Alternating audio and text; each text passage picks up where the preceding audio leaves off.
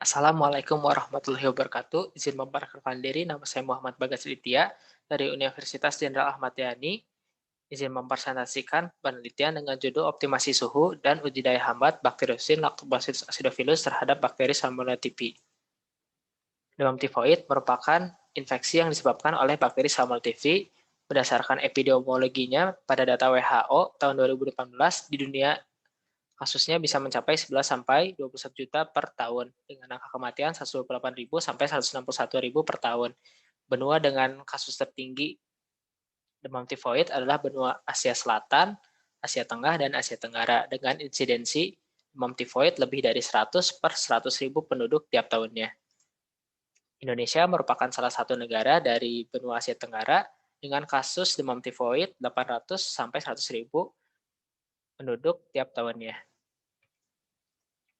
Demam tifoid merupakan infeksi yang disebabkan oleh bakteri Salmonella typhi melalui makanan atau minuman yang terkontaminasi yang masuk ke dalam saluran pencernaan.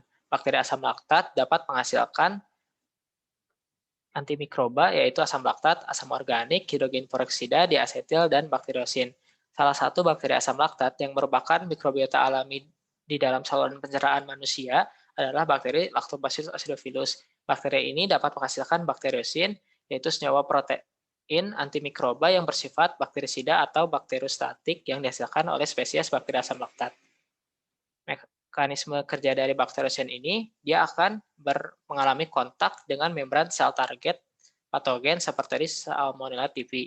Bakteriosin ini akan mengganggu konfigurasi muatan dan membentuk polimerisasi peptida senyawa kompleks yang dapat menembus membran sel zinc. Kemudian dia akan menginduksi permeabilitas membran sel dengan membentuk pori ion selektif. Pori ion selektif ini akan mengubah gradien potensial membran dan menyebabkan molekul yang ada di intrasel keluar ke ekstraseluler ataupun substrat yang ada di ekstraseluler akan masuk ke dalam intraseluler. Akibatnya, pertumbuhan dari bakteri patogen seperti Salmonella typhi akan terhambat ataupun dapat menyebabkan kematian pada sel bakteri patogen. Prosedur penelitian diawali dengan kultur dan identifikasi dari Lactobacillus acidophilus dan Salmonella typhi. Bakteri yang digunakan merupakan bakteri ATCC yang bersertifikat dan telah teridentifikasi. Lactobacillus acidophilus akan dikultur dengan media MRSA dan dilakukan inokulasi pada MRSB untuk dilakukan ekstraksi bakteriosin dan lakukan uji tes optimasi suhu dan sensitivitas terhadap enzim proteolitik yang akan diuji pada media MHA yang diinokulasikan dengan bakteri Salmonella typhi yang dikultur dari media TSA. Setelah itu, dari media MHA ini akan dilakukan inkubasi selama 24 jam dan diukur diameter zona hambatnya untuk dilakukan analisis data dan dibuat kesimpulannya.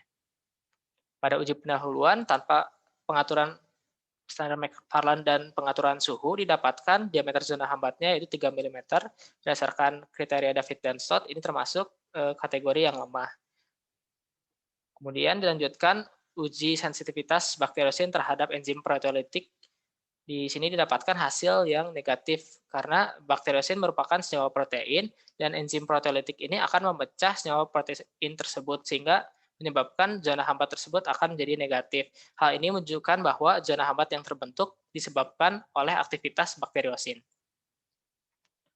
Untuk optimasi suhu dari Lactobacillus acidophilus bakteriosin pada suhu 40, 60, 80, 100, dan 121 ini dia tidak memberikan hasil yang positif, akan tetapi hanya kontrol positif saja yang memberikan diameter zona hambat dan penelitian ini sudah dilakukan pengulangan sebanyak 3 kali. Alasan mengapa optimasi suhu ini tidak memberikan daya hambat, yang pertama ini ada karena waktu penyimpanannya selama 16 jam. Hal ini disebabkan karena ada terbatasnya waktu operasi di laboratorium sehingga ada waktu penyimpanan. Yang kedua, penggunaan McFarland dan jumlah koloni bakteri Lactobacillus acidophilus ini terlalu kecil. Karena McFarland yang digunakan ini menggunakan McFarland 0,5 dan alat spektrofotometer ini yang ada di laboratorium sudah rusak sehingga tidak dapat ditingkatkan standar McFarland-nya. Berdasarkan penelitian Oh Kim Worobo dan Hoda Mahros, optimasi suhu dari Bacteriocin lactobacillus acidophilus ini masih dapat memberikan daya hambat pada suhu 30 sampai 121 derajat Celcius. Akan tetapi daya hambatnya akan berkurang seiring dengan peningkatan suhu seperti pada suhu 90 dan suhu 121 derajat. Pada penelitian Sawitri Pertami, probiotik Lactobacillus acidophilus terhadap pertumbuhan bakteri Candida albicans menggunakan McFarland 6 dan McFarland 8 ini tidak memberikan hasil daya hambat yang terbentuk pada pertumbuhan Candida albicans. Akan tetapi pada McFarland 10 ini dapat menghambat pertumbuhan dari Candida albicans dengan diameter 8,24.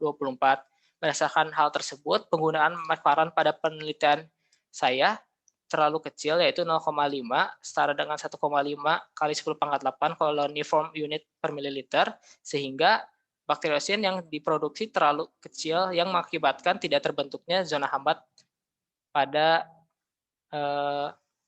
Salmonella typhi. Kesimpulannya, Lactobacillus acidophilus bakteriosin ini dapat diidentifikasi dan diekstraksi. Bacteriocin Lactobacillus acidophilus dapat menghambat pertumbuhan dari bakteri Salmonella typhi. Akan tetapi, optimasi suhu tidak memberikan daya hambat karena yang pertama ada dari waktu penyimpanannya dan yang kedua dari penggunaan standar McFarland yang terlalu kecil. Demikian yang dapat saya sampaikan. Wabillahi taufiq wal hidayah. Wassalamualaikum warahmatullahi wabarakatuh.